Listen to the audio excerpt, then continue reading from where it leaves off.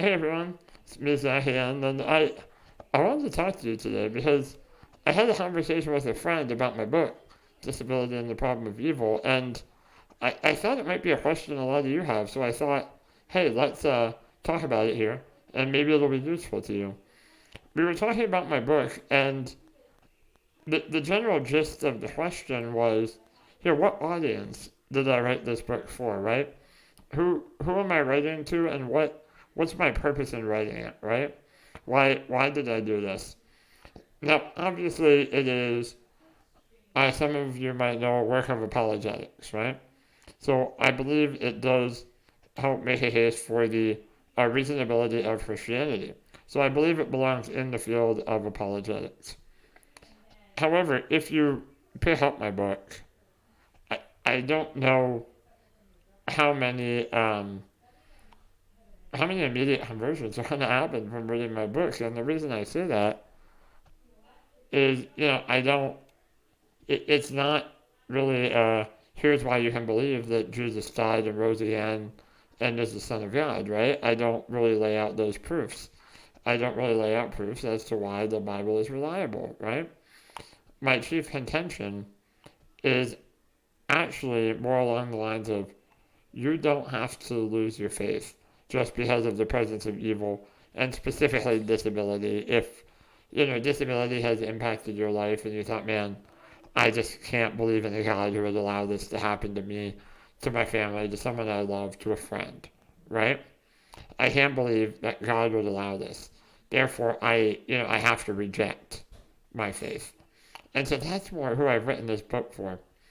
I'm writing this book for someone who they they may be a Christian, they may, have been raised Christian, they have some background knowledge, and they're wrestling with this question of, okay, maybe God is everything He says He is, right? Maybe Jesus is the Son of God. Maybe all that's true, but I have this one obstacle, right? And this obstacle is my life isn't exactly the way I would like it, right? And that's a real question, honestly.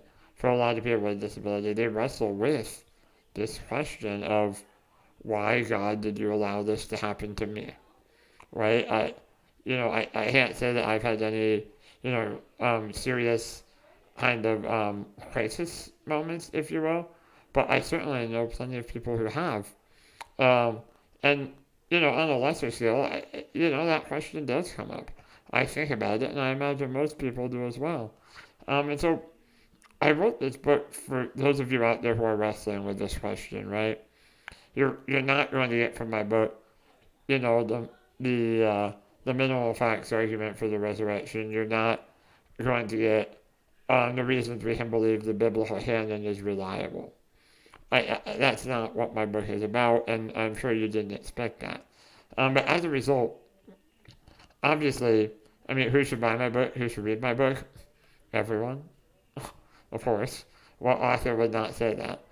But the specific audience that I really was aiming for here are those of you who are wrestling with this question, right?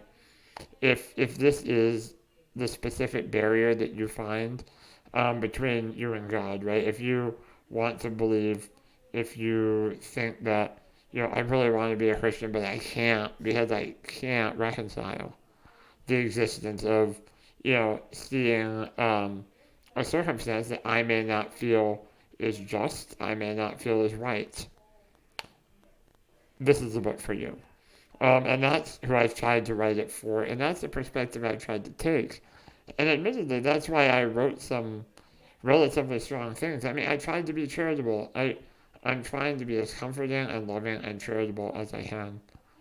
At the same time, I think I have a responsibility to tell you the truth as best I can. I mean, as best as I, can convey to you. And I tried my best to do that. And so, I it was a good conversation today, and I was grateful that this friend of mine brought it up because it really is a good question. Like, who should read my book? And beyond the obvious, I want to sell a lot of books and get your reviews on Amazon, please. Beyond that answer, the specific target audience is really those of you out there who are wrestling with this in your life and the lives of those you love. I'm hoping to give you kind of a framework, a vocabulary, and kind of a method for thinking about disability, God, the problem of evil, Christianity, and how they all relate, and how you really, you, I do not believe there is any situation where you have to surrender your faith because of the presence of evil. Um, that can be natural evil, moral evil, any variety of evil. There is no situation where you have to surrender your belief in God. And so I wrote about the situation I know. I wrote about disability. But if that's who you are, if you know someone who is, wrestling with this specific objection, please share my book with them. Tell them, here's someone who's going through it, who's been through it. I I can't pretend to have every answer in the world for you. I haven't lived every experience in the world. I may not know everything that you deal with,